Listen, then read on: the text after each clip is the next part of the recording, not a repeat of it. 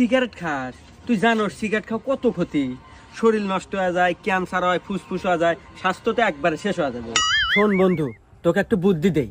আমার কাছে একটা মেয়ের নাম্বার আছে, তোকে সেই নাম্বারটা দেই, ওই মেয়ের সাথে প্রেম কর। আর প্রেম করলি পারে তুই সব সময় থাকবি বলে ফুরফুরা মেয়ে আছে, আর রোমান্টিক মুডে থাকবি অল টাইম। তোর সিগারেট বিলে মনই যাবে না।